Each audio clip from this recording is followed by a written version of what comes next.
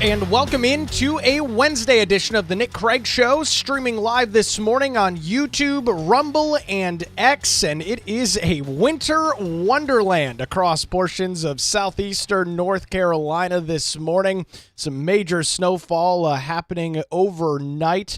We've got a live camera this morning out at Wrightsville Beach, and you can see now with the sun coming up here a couple minutes after 7 o'clock, you've got some individuals taking pictures of the snowy conditions out at the beach. Looks like a dog, a couple of other things out there as well. That's over at surfcheck.com this morning as we continue to track the winter weather.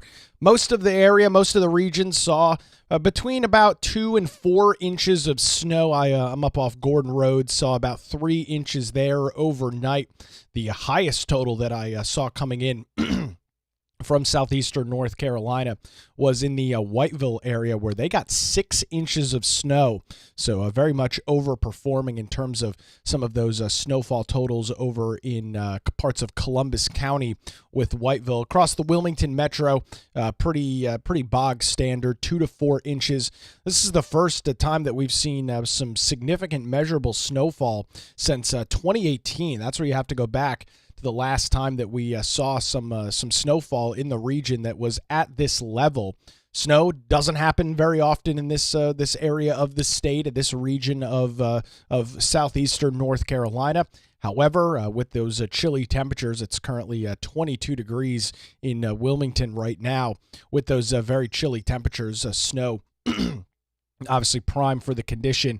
But I noted as I was outside this morning that this is not your traditional fluffy snow that you would expect if you were in portions of the Northeast or the Midwest. This is a very firm snowfall. It's a lot of sleet associated with it as well, and that's going to make driving conditions pretty hazardous and hectic throughout the day today. So if you are not having to travel, you're probably advised not to do so, as crews from DOT will get out over the next couple of hours and get everything squared away to get businesses back open and the roads cleared out for Thursday morning. Again, you are looking live this morning at Wrightsville Beach. You can see the snow line. I'm going to try and head out there after the show here this morning, where you've got the snow on the sand, and you can see it right there. Then you've got this area in which the surf has come up that is left with sand, and then the ocean itself. A pretty cool shot falling over at Wrightsville Beach this morning. That video courtesy of SurfChecks, CHEX.com. If you've got any snow reports, throw them in our live chats this morning on YouTube, Rumble, or X. We'll check back in with that camera throughout the program this morning. Well, it is now the second full day in office for the 47th president of the United States in Donald Trump. And, in his first day yesterday, he announced a major project that specifically deals with AI infrastructure. Trump made the announcement yesterday evening around 6 o'clock inside the White House and announced a joint venture between Oracle, which is a major technology database company, SoftBank, and OpenAI. OpenAI are the ChatGPT people. The project is called the Stargate project, and that's the joint company. According to the president, he says that the project will invest some $500 billion in the U.S. at least, and could have the possibility, the opportunity of creating over 100,000 American jobs. Trump said, quote, "It'll ensure the future of technology. What we want to do is we want to keep this in country. China is a competitor, and others are competitors. Immediately, Stargate will begin the physical and virtual infrastructure to power this next generation of advancement in AI. And this includes the construction of a Colossus data center." In a press release from OpenAI and SoftBank, the companies that they are leading partners for Stargate, with SoftBank having the financial responsibility, obviously, and no surprise there, with OpenAI being the kind of back end of it with their AI, the regenerative AI products. With that, they are going to be working with other companies, key technology partners, including Microsoft, NVIDIA, ARM, and of course Oracle, who's also in this as well.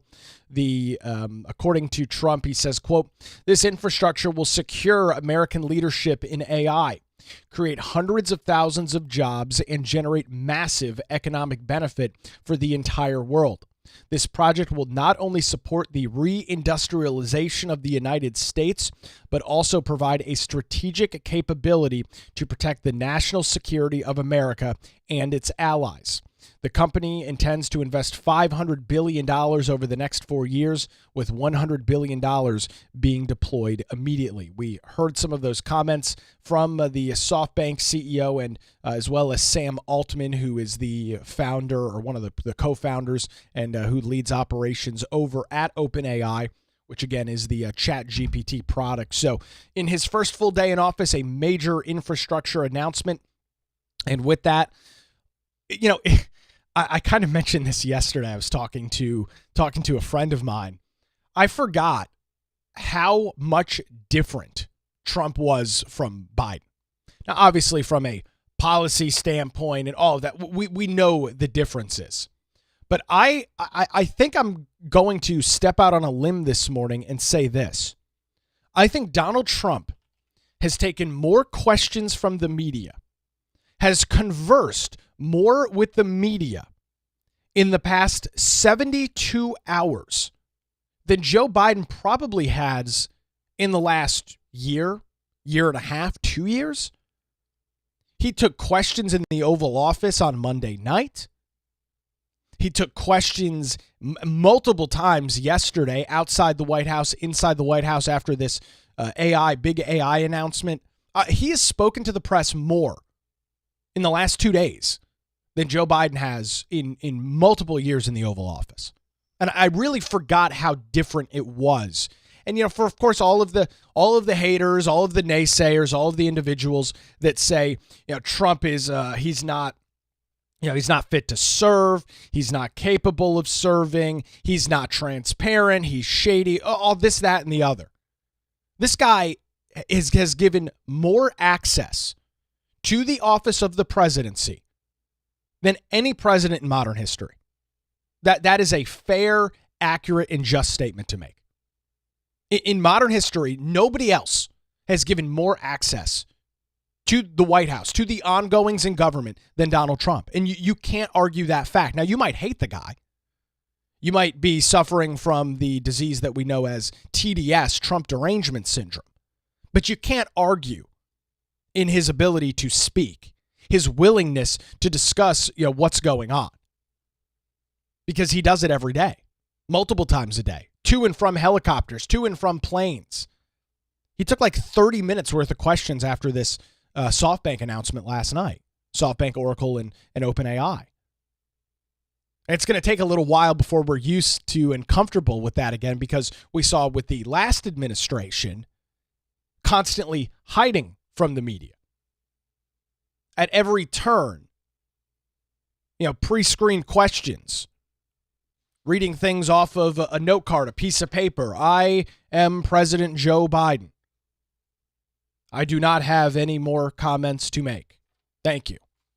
And that's what we have become unfortunately accustomed to because of the inability for the Biden administration, well, Biden himself, to even speak and put a coherent sentence together. But more importantly, the administration and their inability, their unwillingness to discuss the issues that they were seemingly, I think it's fair to say, the issues that they were seemingly impressed with, issues that they actually cared about. They didn't really want to articulate that to the American people. Yet, of course, just one full day into the office, Trump is already doing that. With that, the New York Post is reporting this morning that Trump is slated to make his way to North Carolina on Friday. He had this to say. He was asked a question about wildfires and FEMA and all of the ongoings there. This is what President Trump had to say after this AI announcement last night. Take a listen. We're going to take care of Los Angeles. I'm going there. I'm going to North Carolina, which has been abandoned by the Democrats. And I'm going to North Carolina, very importantly, first. I'll be there on Friday. And then I'm going from there to Los Angeles, and then I'm going to Nevada. Trump saying there that the Democrats have abandoned North Carolina. That seems to be a relatively accurate thing to say.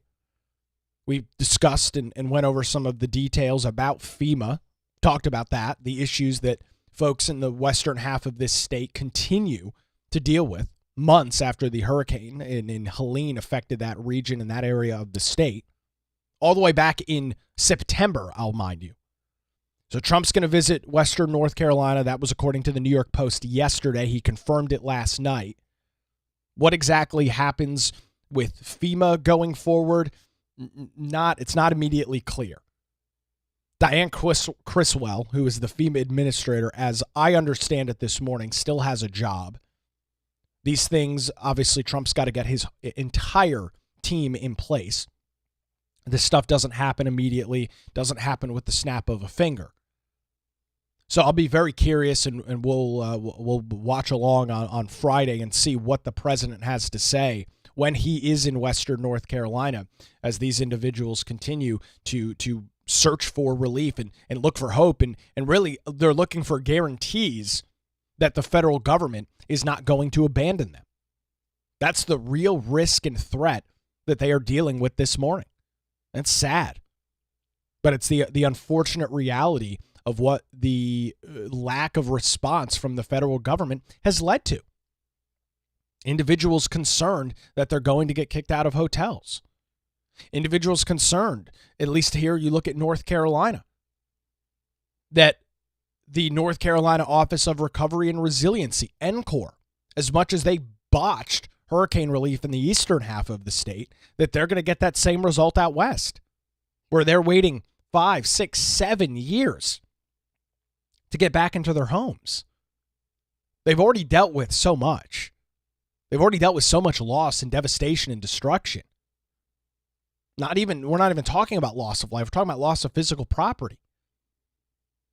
So I'm very encouraged to see Trump. He mentioned it in his inauguration address. He mentioned it again yesterday. He'll be in the western half of the state. Don't know where exactly on Friday.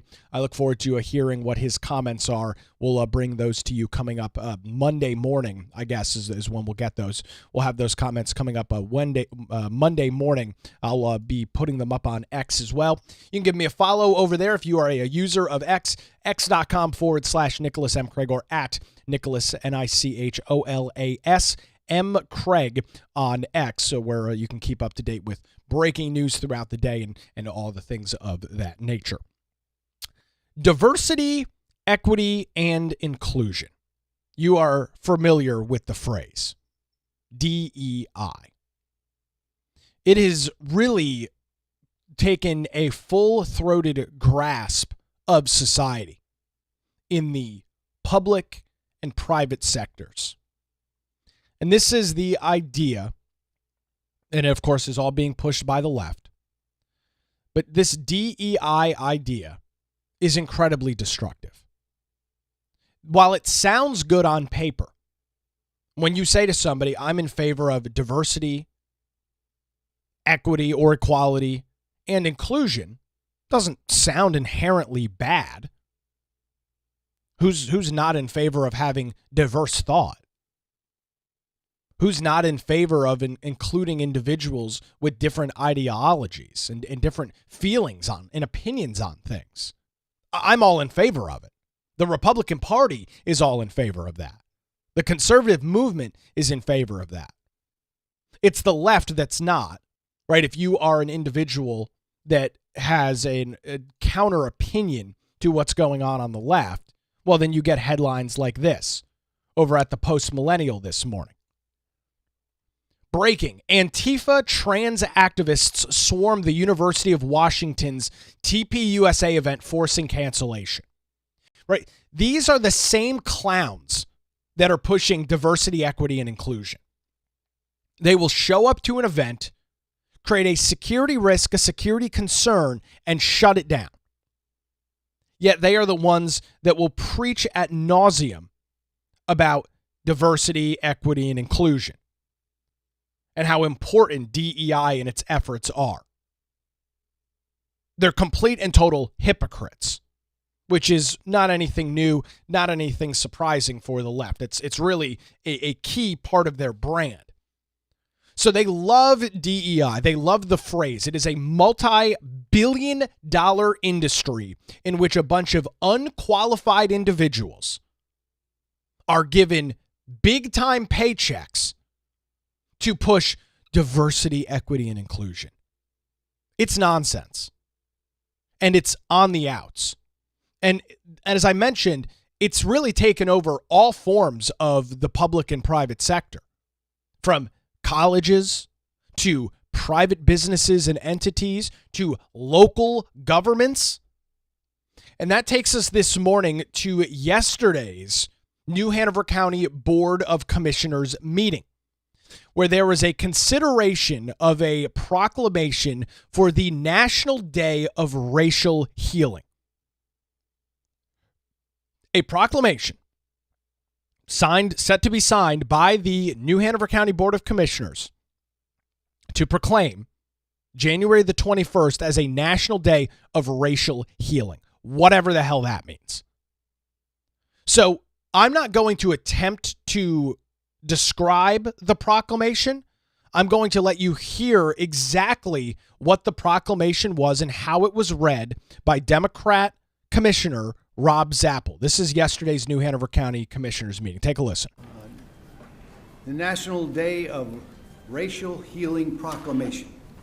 Whereas the New Hanover County Board of Commissioners and the New Hanover County Commission on African American History, Heritage, and Culture affirm that all people, regardless of their racial, ethnic group identifications, skin color, or physical traits, deserve an equal opportunity to experience well-being in a just society and are committed to building communities where all can reach their full potential and thrive.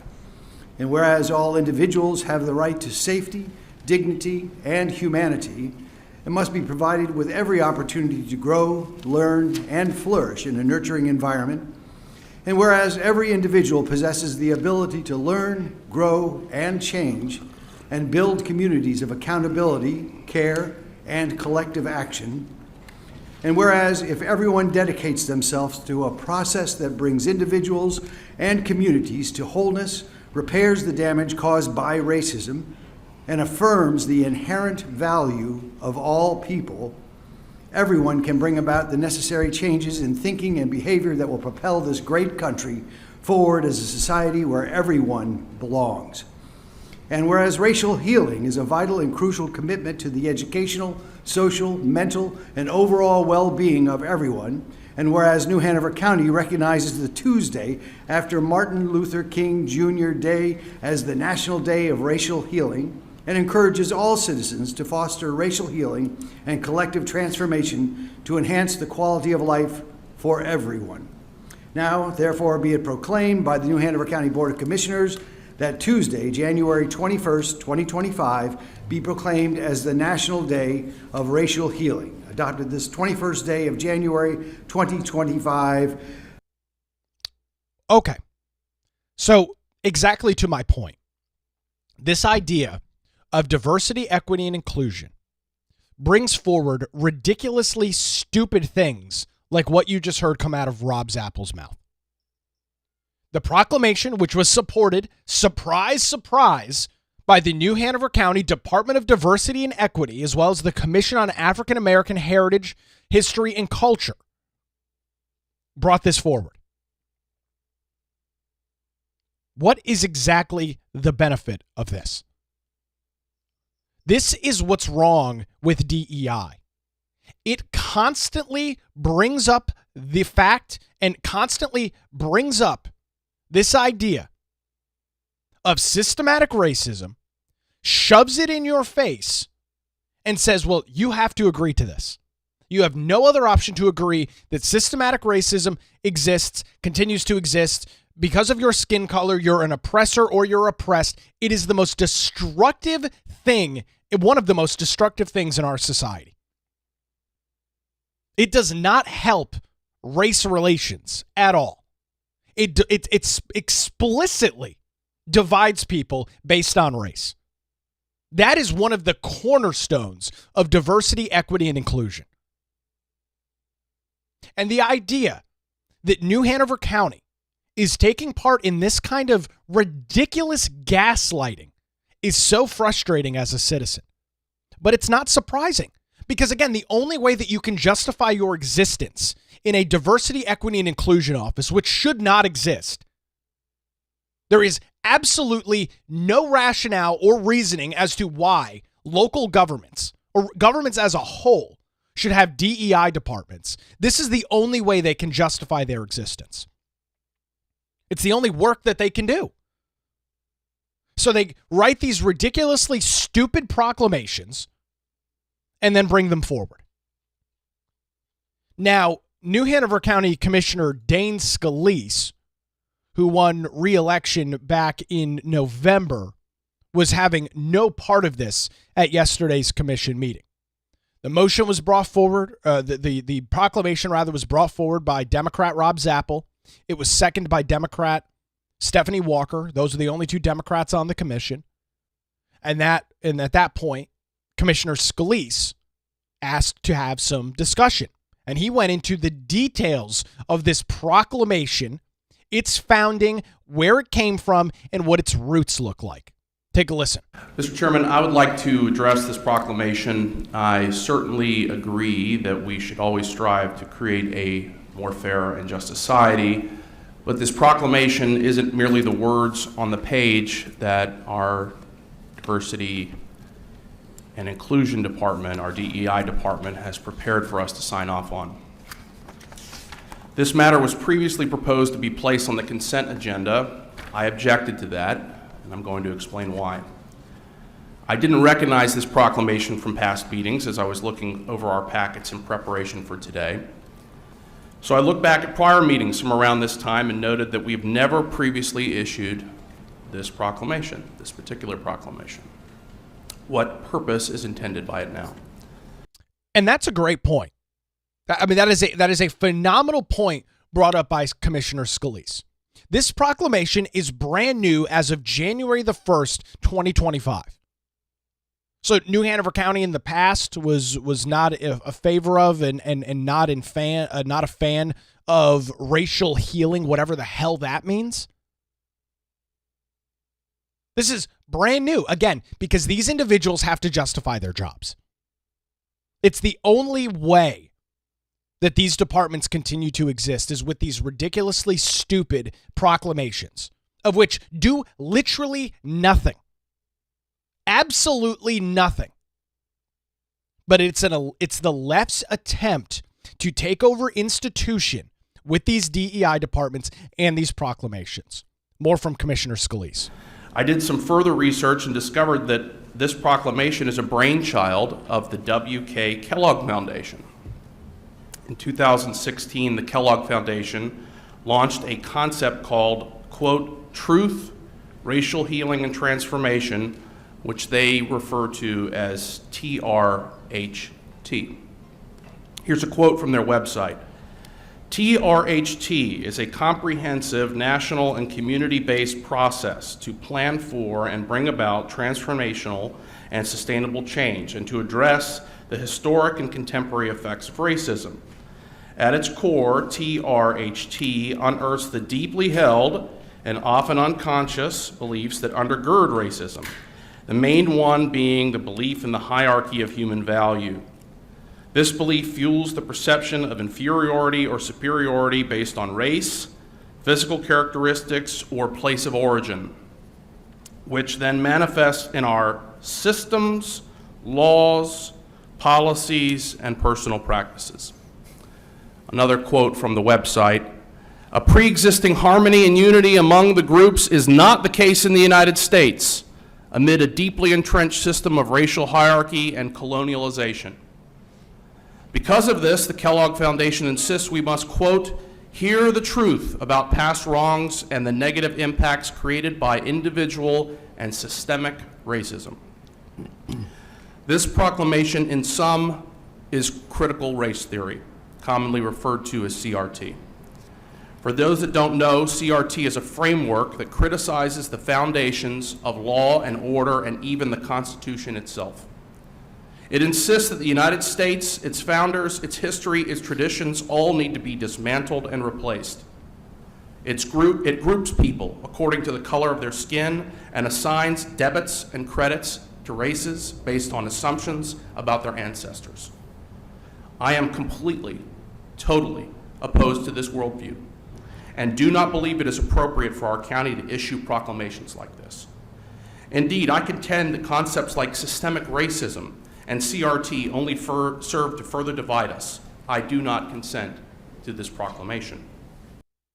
And Commissioner Scalise, bravo to him, is spot on there. All of these things are brought forward, and it only creates more division. It's blatantly obvious. Just reading directly from the proclamation. Here's the brief summary. The New Hanover County Commission on African American History, Heritage, and Culture requests that the board to adopt a proclamation. Listen to this. This is what government is spending their time doing.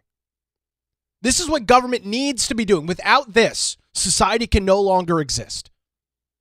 Adopt a proclamation affirming that all individuals, regardless of their racial, ethnic group identification, skin color, or physical traits, deserve an equal opportunity to experience well-being in a just society. Folks, I don't know what the hell that means. That is typical Democrat left-wing just doublespeak. Can you articulate what that means in practicality? I mean, I can read the words on the paper. I'm capable of reading and digesting what I'm looking at. But I can't put into any other additional words to describe what this is going to do. The strategic plan alignment, the justification for this, community safety and well-being. Residents feel supported and connected to their community. Build relationships and create opportunities that enhance engagement for a diverse community. How does this proclamation do that?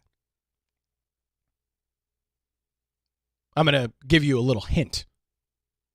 I don't want to bury the lead here, but it doesn't. Because this is just gaslighting by the left. This is complete and total gaslighting.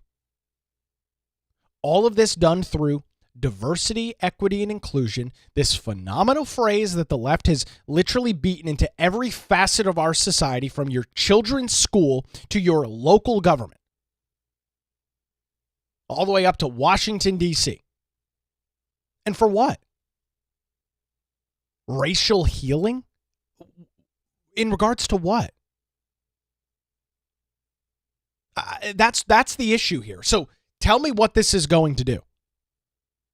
Tell me how this solves or helps with race relations in the United States, or in this case, specifically New Hanover County. You can't, because it doesn't. It's stupid, ridiculous words on a piece of paper. It moves nothing forward. It absolutely accomplishes nothing. And that's why I use the phrase and the term gaslighting to describe it. Because I don't have any other way to describe this kind of left-wing articulation of what this reads and how this reads.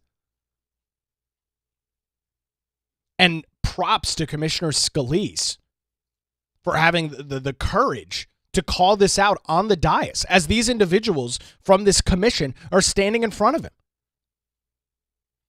There's no reason that New Hanover County should be dealing with this.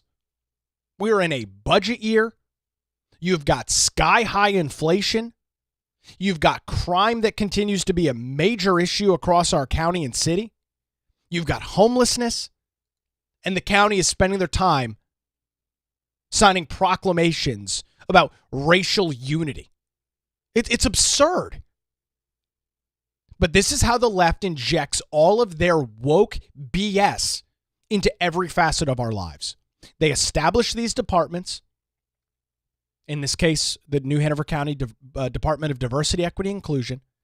They establish these departments in which individuals are handsomely paid as government employees getting full benefits from the taxpayers of New Hanover County, including retirement and everything else and healthcare associated with it.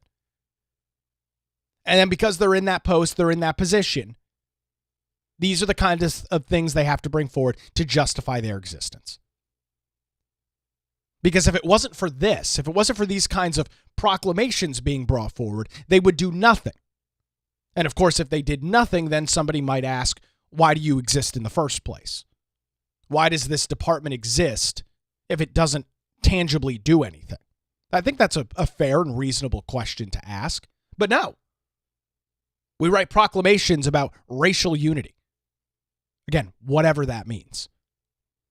Commissioner Scalise identified this and called out the Diversity, Equity, and Inclusion Department for what they're doing. Take a listen. It isn't just this proclamation.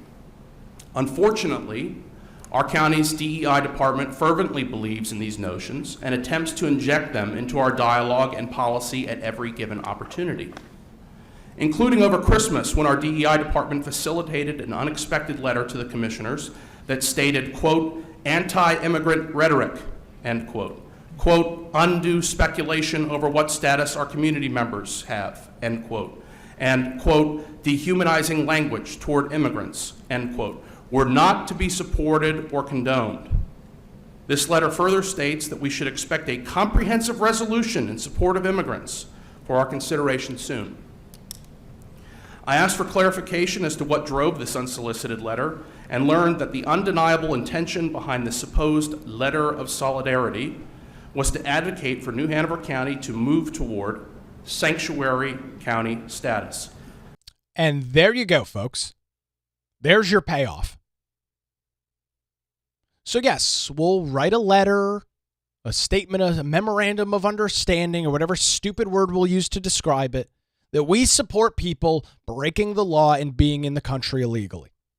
And as Commissioner Scalise notes, what is the goal? What is the objective of this? It's very clear. It's very simple. To become a sanctuary county. To ignore federal immigration law and to become a sanctuary county, like you've seen in other left-wing cities and states all across the nation. We're a sanctuary city where we support lawlessness. We support individuals breaking the law. Is that really what government should be doing? When you sit back and ask yourself as to what the role of government is, should it be proclamations and statements and whatever sort of other proclamation things that encourages individuals to break the law? That puts a county or a city or a town or a municipality in the place where they are actively advocating against federal immigration law? Is that really the best use of your taxpayer dollars if you are a resident of New Hanover County? I can speak as a resident of New Hanover County that just had my property tax bills paid a couple weeks ago, that no, I don't think that's the best use of government's time. And that this is what these departments do. Again, they have to justify their existence. They have to do something. In this case, it seems like they're trying to work towards sanctuary county status. More from Commissioner Scalise. A county where any opposition to illegal immigration was expressly frowned upon. I will not abide by these efforts quietly. New Hanover County will never be a sanctuary county so long as I have something to say about it. The rule of law matters deeply to me. I believe that illegal entry undermines legal immigration processes and the legal system as a whole. I will not apologize for this policy stance. Why do I bring this up now? Well, to bring it back to this proclamation before us today, one of the Kellogg Foundation's explicit goals is to advance the idea that one may not, must not, oppose illegal immigration in order to achieve alleged racial healing. This is, of course, flatly wrong. Not only wrong, these positions with respect to immigration laws and DEI policy are arguably advocating for us to violate the law, which is unacceptable and puts the county at legal risk. Amen to that. Commissioner Scalise firing on all cylinders. Would you believe me if I told you that diversity, equity, and inclusion is a $10+ billion industry? Would you believe me if I told you that? Probably not, because you would say, well, that's absurd. How is DEI a $10 billion industry? $10+ billion, I should say. Well, unfortunately, folks, that's the reality.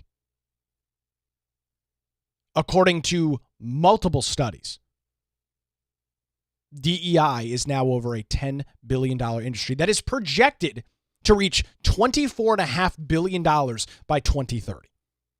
Now, I suspect that projection of $24.5 billion is set to be rolled back pretty handedly. And I think it's because of the change that you're seeing in society right now, where you have individuals really starting to question and wonder, what are the goals and objectives of things like DEI? I mean, that's a fair question to ask when you look at the size of the industry and you look at the impact that it supposedly has. What exactly is the payoff on all of this? You're familiar with the phrase or the acronym ROI, return on investment. What is the ROI on DEI? What are we getting as taxpayers when government involves itself in this? What are we getting as taxpayers in terms of ROI? Right? I pay my property taxes like you every year, pay my sales taxes every time I go to the store. And what do I get in return? I get core services, which is what government provides in exchange for what I pay. I get those core services. I get things like law enforcement, funding of the New Hanover County Sheriff's Department. We have funding for the public education system through the county. That money comes from my taxpayer dollars, and it gets funneled over to the New Hanover County school system. Those are just two of the very basic examples of core services that we get in return for paying taxes. What is DEI's return on investment? What am I getting in exchange for funding this program? We saw the calamity that was Port City United. We watched that completely and miraculously blow up last year. A group and an entity that was mismanaged, had absolutely no goals or objectives, that was cut out of the budget, and rightfully so, because they could not provide any value to the taxpayers. They could not provide any value to the New Hanover County Commissioners, who decided to scrap the department because they weren't doing anything. I mean, they were just collecting paychecks and hosting public meetings and posting on Facebook. Tell me how it's improving my life. Tell me the core service that I'm getting from funding diversity, equity, and inclusion. Commissioner Scalise brings that same point up, talks about the future of the DEI department. Take a listen. Finally, this is not our proper role. We should be solely focused on providing the best possible core services to our community while maintaining law and order and not taxing our citizens to death. These proclamations not only don't help us to do that, they actually make our elected responsibilities harder. I will conclude by saying two things. Number one, I believe many of our proclamations and resolutions of late are misguided and inappropriate for our public work. We have gone far afield of what we should be focused on and are losing sight of our primary responsibilities to our citizens. We should not allow a race-based and legally dubious ideology to yield the power of the county. As such, moving forward, I plan to vote no on all such proclamations and resolutions that are not directly related to the county's most fundamental work. Perhaps it will appear strange at times, but it is my principled stand against a mistaken course of action. Number two, the county's Office of Diversity and Inclusion, or the DEI department, has amply demonstrated that it should not be funded in this year's or future budgets. It is time, as President Trump correctly noted during his inaugural address yesterday, to, quote, end the government policy of trying to socially engineer race and gender into every aspect of public and private life. I will work tirelessly to make that a reality at the local level during our coming budget discussions. And I will not be alone in my efforts. The public now recognizes DEI as a charged term because it is understood correctly as a practice that demands preferential treatment of some groups over others. The rest of the world is also waking up to the reality that DEI offices are antithetical to productivity and morale, let alone the mounting legal risk. This is why DEI offices are being unwound most recently at Amazon, Facebook, Instagram, the federal government, NASDAQ, McDonald's, Walmart, Lowe's, John Deere, the state of Florida, and many others, citing the U.S. Supreme Court's view that the discrimination inherent in DEI should not be promoted. We should take notice and act accordingly. Thank you for allowing me to express my opinions, Mr. Chairman. I speak in love and respect for all citizens of our county who are looking for their government to provide excellent core services without improper and divisive distractions, such as this proclamation. I therefore respectfully vote no. And that's exactly what happened. Commissioner Scalise was the only of the commissioners to vote no. The proclamation did pass 4-1. I'll note that Republicans do have a 3-2 majority on the New Hanover County Board of Commissions. However, the resolution still passed. And I really want to hone in, and I'm not going to rehash what Commissioner Scalise just said because he said it so articulately and did such a good job articulating his thoughts. But he kept focusing and hammering on one thing: core services. When we look at federal, state, and local governments and the out-of-control spending that we see, and why it seems like every time that you open up you don't open up newspapers anymore, but anytime you check out your local news website and there's any discussion about local government, what's going on, what's happening, well, they're raising property taxes. It's because their eye is off the ball. They are spending their time, most governments are spending their time on things like diversity, equity, and inclusion. Programs like Port City United, which his whole goal was to stop violence. Remember? I mean, you remember this, don't you? Only to have an employee of the county government drive an underage individual to a housing project in downtown Wilmington, where he then proceeded to attempt to kill another person. The county employee was charged with accessory after the fact of attempted murder. So that's the kind of track record that these stupid programs have just in New Hanover County. Just in our small little area here in Wilmington. That's the kind of track record that we're dealing with. A county employee, as part of a violence prevention program funded by you and I, the taxpayers, drove a underage individual to go shoot and kill somebody else. Bravo, DEI. Bravo, Port City United. You did a masterful job. And we saw that department abolished. We saw their funding stripped, and it no longer exists. Because they weren't doing anything. And actually, what they were doing was counter to literally their stated goal and objective. And from comments there from Commissioner Scalise, he says that he is going to fight tooth and nail to make sure that the DEI department is not funded in this upcoming budget cycle, which begins essentially in the next couple of weeks and months. County budgets are due by June 1st. Same thing with city and state. June 1st is when the new budget year starts. And this is going to be a fight, the same way that Port City United was a fight. Talked about that continually on the radio. And the end result was the department was abolished. Because they couldn't justify what their objective was.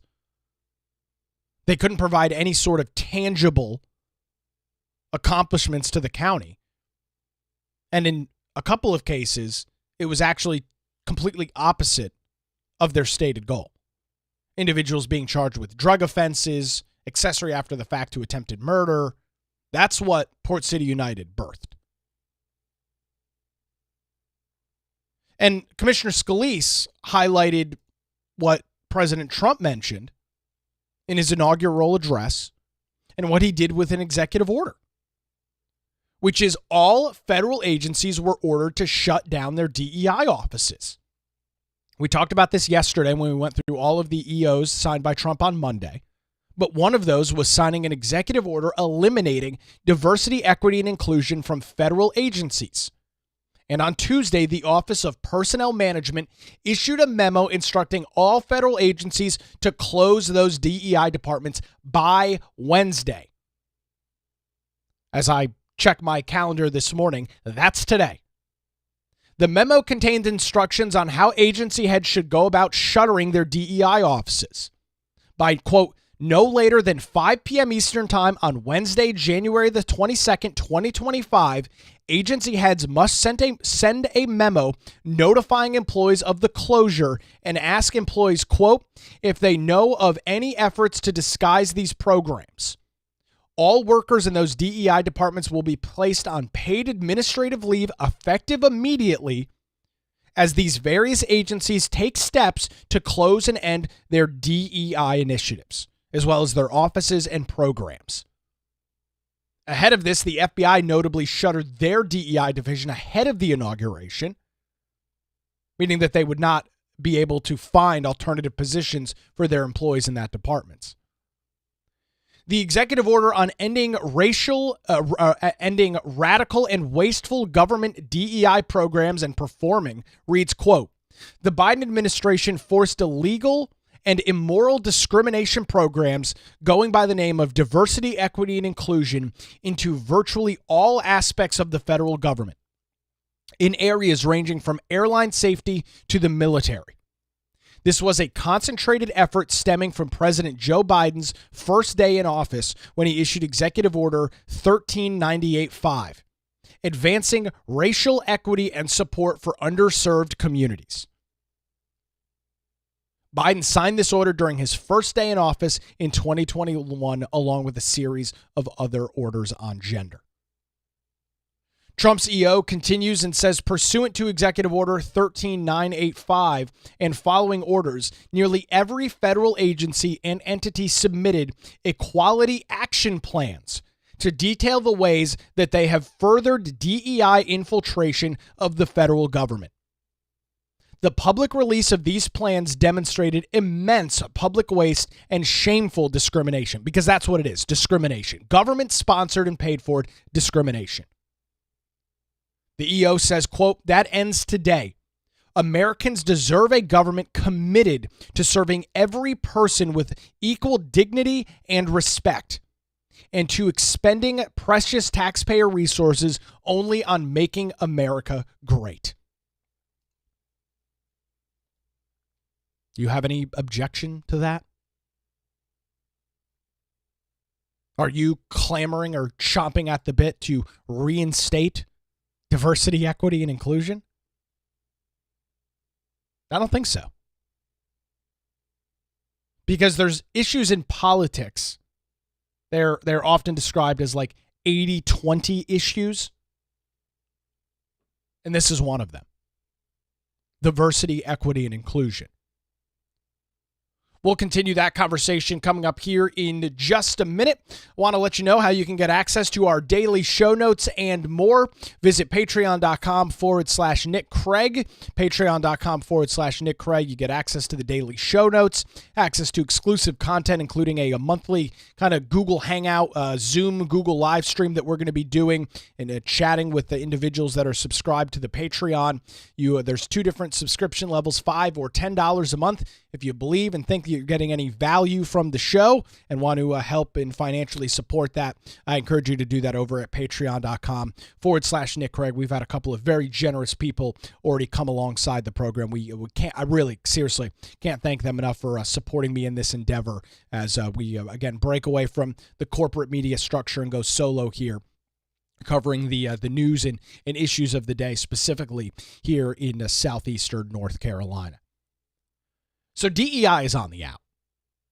I mean, there's no question about it. You've got Trump screaming this from the Oval Office in Washington, D.C., signing executive orders. DEI offices within the federal government will literally be shuttered by 5 p.m. today, less than 12 hours from right now. And as you heard in Commissioner Scalise's comments, many private businesses are also making drastic changes to their diversity, equity, and inclusion programs. Why is that the case? Because this stuff is toxic. It is so toxic. And I was really surprised to see business lap this up as much as they did. But of course, they were dealing with the threat of cancel culture, right? You don't have a DEI department, the leftist mobs start targeting you with boycotts and things like that. That's very bad for business. But unlike government, private industry has to show some sort of ROI. They are, in many cases, if it's a publicly traded company, every single time, they are responsible to their shareholders. If it's a private company, maybe there's a small kind of board of directors or something like that the company is responsible to. The CEO, the head, whatever the president, whatever the title is, they are responsible to that board or shareholders. And we found out that DEI in its $10 billion plus industry is just a huge freaking waste of money and time. However, some individuals continue to push the narrative. There's this group, I found this article over at the Saramount Industry, which their stated objective is to build a stronger, more inclusive workforce. So this is one of these companies that goes in, strong arms business into introducing diversity, equity, and inclusion. And they've got an interesting article out. This is from October of last year. The headline is Corporate DEI Still Matters. The proof is in the data. Oh, okay. They say we talked to the majority of our 600 plus clients. These clients are individuals that use Saramount to have diversity, equity, and inclusion. We talked to a majority of our 600 plus clients and found that 80% of the companies are maintaining their DEI efforts, with an additional 10% doubling down. That leaves only 10% scaling back their efforts, largely companies that never viewed DEI as a business imperative to begin with. The data speaks for itself. In a recent national study of employees on all points of the political spectrum, Saramount found that over 3/4 of U.S. workers report being committed to helping their employers fight racism and injustice. And nearly 80% say it's important for their company to foster an inclusive culture. You think this study was a little politically leaning? 3/4 of U.S. workers are committed to fighting racism and injustice? What does that mean? You work over at John Deere and you're fighting racism and injustice? How? I mean, walk me through the process of how you are fighting racism and injustice. I can't understand.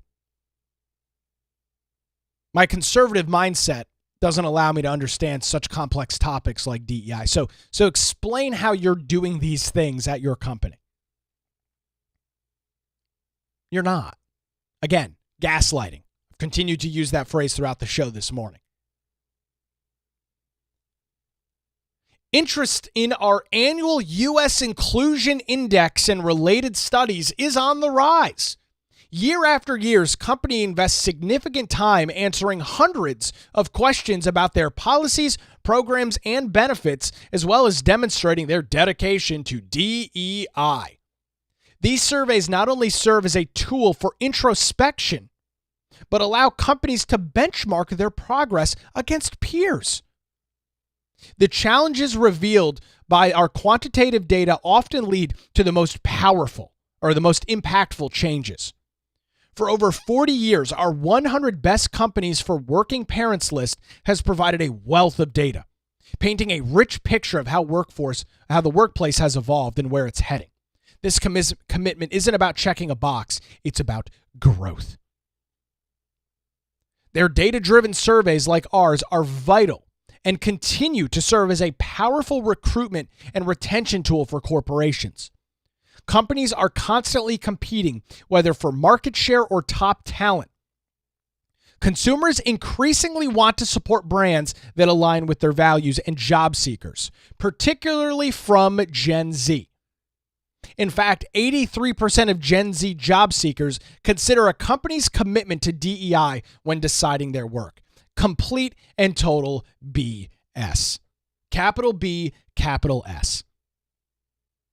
Now, of course, because they have to have this outward projection of wokeism, they probably tell this Paramount company that, yeah, oh yes, we absolutely, when I'm deciding where I'm working, one of the huge things I'm looking at is their diversity, equity, and inclusion program. I'm not looking, salary, vacation, benefits, meh. That stuff's not important to me. What does your DEI efforts look like? And while I'm sure there's a select few that are dying on the cross of diversity, equity, and inclusion, this whole article, which is from October, you'll note before the election, these companies that provide these services, because that's really what DEI is. Now, this is more prominent in corporate America than it is within government. But in corporate America, you pay a firm to train you on diversity, equity, and inclusion. You hire them for trainings and all these other great things that you can shove down the throat of your employees. So, with Trump now in the Oval Office, slashing DEI at the federal level, and putting these departments, these entities on watch, these businesses are panicking. Because as I mentioned, it's a $10+ billion industry. These individuals are getting rich, filthy rich, over this scam phrase and term, DEI. They are generating so much wealth, so much revenue by strong-arming companies into DEI. So the thought, the threat, the idea that some of these programs are on the outs big time, which they are, contrary to what this stupid study says about how, of our 600 partners, 80% of them say they're keeping their blah, blah, blah. What doesn't matter? DEI is on the out, as it should be. It should have never been on the in, yet it was. This is the importance of having strong leadership in Washington, D.C. And while Trump's executive order only deals with the federal government, that EO signals to local governments, to private business and industry, that it's okay to push back against the leftist mob, because that's who's driving all of this. This is not being driven by actual issues of race and discrimination. This is being driven by a leftist mob who understands how big of a business this is. They understand how much revenue and income they can generate by waltzing into a company, claiming that the company's not diverse enough, threatening boycotts and cancel culture against them unless you hire us to handle your diversity, equity, and inclusion efforts. They are strong-arming and essentially blackmailing these companies into hiring these firms to provide these very important services, as they'll remind you they're so important.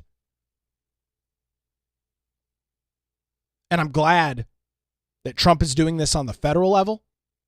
I'm glad individuals like New Hanover County Commissioner Dane Scalise are fighting this at the local level, because this stuff has got to go. We have got so many issues that we are dealing with as a society right now. We have trillions of dollars in debt that we are facing. We have entitlement systems like Social Security that are on the precipice of bankruptcy. And we are having full-on conversations about diversity, equity, and inclusion offices that do nothing more than bring forward proclamations, memorandums of understanding, and other fictitious things to justify their own existence. That's a real problem in my book. Props to Commissioner Scalise, props to Trump for calling this nonsense and this garbage out as for what it is. It provides no value, and it doesn't help any of the quote-unquote issues that it's trying to solve.